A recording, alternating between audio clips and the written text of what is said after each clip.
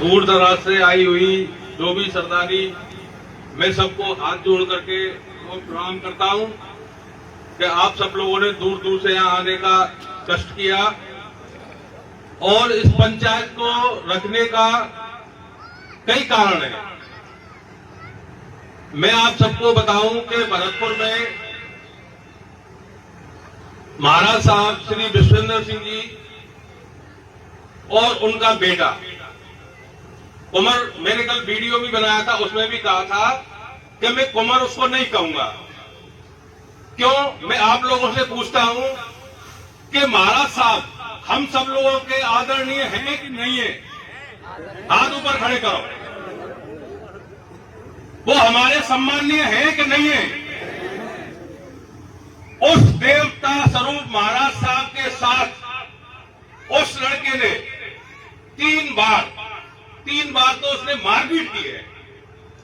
ये हमारे संज्ञान में जब से ये बात आई है, एक जो दिल में आग लगती है ना, वो आग यहां लगी है। और मैं अपने अब इसमें क्या चल रहा है कि भरतपुर में और भी लोग आगे इस मैटर पे बात कर रहे हैं।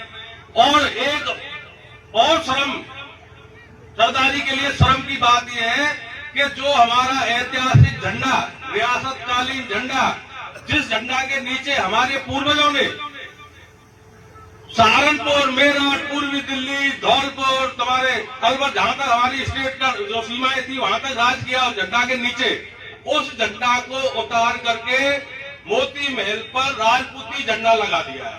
ये हमारी सरदारी के लिए शर्म की बात है कि नहीं है? हाथ खड़े करो आप, है कि नहीं है?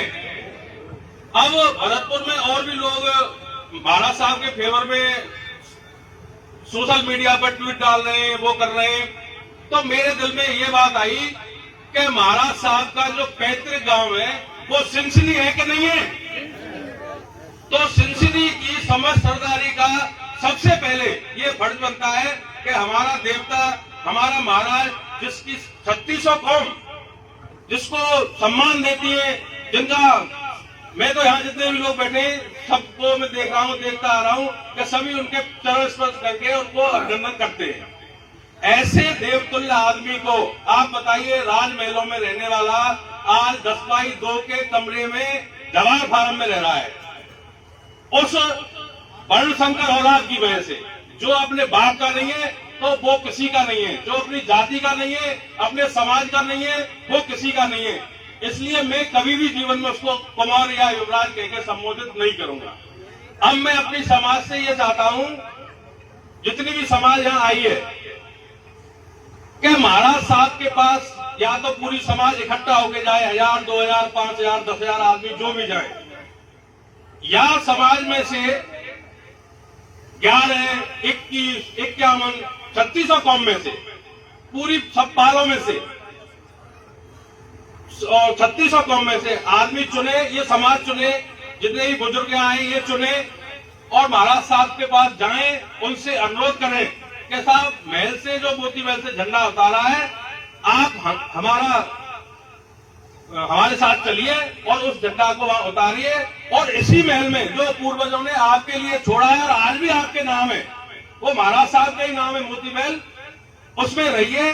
और सुरक्षा की बात ऐसी है कि ये समाज मर नहीं गया है, ये समाज अभी जिंदा है। अगर कोई आपसे कोई अनहोनी होती है, कोई बात होती है, तो 100, 200, 500, 1000 आदमी मोती महल में रखिए। और मैं प्रशासन से भी कहना चाहूंगा कि वो भी इस मैटर में महाराज साहब के साथ खड़ा हो और उनको उनके मूल निवास है उनका मोती महल, उसमें उनको पहुंचाया जाए। और दूसरी बात, एक मेन पॉइंट ये है कि मोती महल इस समय भरतपुर रियासत की एक आखिरी निशानी है, एक आखिरी लास्ट निशानी। भगवान ना करे कि महाराज साहब, मैं तो चाहता हूं 50 साल जिए, पर भगवान ना करे कभी कोई घटना हो जाती है या कोई ऐसी अनहोनी हो जाती है तो ये मोती महल इनके नाम चला जाएगा। और मेरे बुजुर्गों, मेरे युवा साथियों, ये माँ बेटा इसको बेच करके इस रियासत का नाम और निशान मिटा देंगे, क्योंकि वो राजपूत तो बन ही रहा है। तो मेरी आप सबसे ये हाथ जोड़कर विनती है कि इन मुद्दों पर महाराज साहब से ये भी बात करें कि महाराजा विजेंद्र सिंह जी के नाम से या अपने नाम से कोई एक ट्रस्ट बनाए, उसमें 3600 कौमें का आदमी जो कौम है हमारी 36 उनको शामिल करें और उस ट्रस्ट को एक सिस्टम से चलाए और मोती महल को आम जनता के अवलोकन के लिए उसको खोला जाए।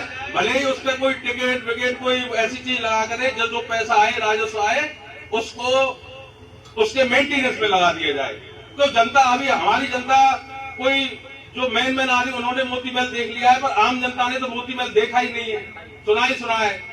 तो जनता के अवलोकन के लिए उसको खोला जाए और जो समाज यहाँ आया है जो भी ये निर्णय लेगा, मेरी हाथ जोड़ के विनती है निर्णय ऐसा लेना कि हमारे वो देवता तुल्य महाराज साहब 10-20 साल 10-5 साल और चल जाएं, उनकी स्थिति इस समय ऐसी है, वो तबीयत खराब रहती है और इतनी टेंशन में रहते हैं, उनकी टेंशन को दूर करने की जिम्मेदारी इस समाज की बनती है और हमको अब आगे आना चाहिए, इस समाज को आगे आना चाहिए। और जो और भी लोग काम कर रहे हैं, गुंसारे के कर रहे हैं, तार बने के कर रहे हैं, एक मेरे बड़े भाई है संतोष सरदार जी, वो भी लगे हुए, उन्होंने 21 तारीख का टाइम दिया है और 21 तारीख को जो उन्होंने कहा है कि झंडा वहां लगाएंगे, तो अपनी समाज ये विचार कर ले कि उस 21 तारीख को एक महाराज साहब ने इनके खिलाफ माँ बेटा दोनों के खिलाफ FIR करा रखी है, उसकी कॉपी ये रही, आप चाहो तो इसको पढ़ सकते हो।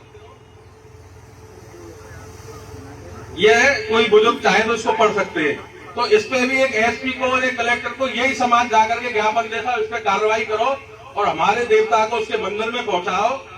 उसके बिना मोती महल बिल्कुल क्या है, वो कुछ नहीं है।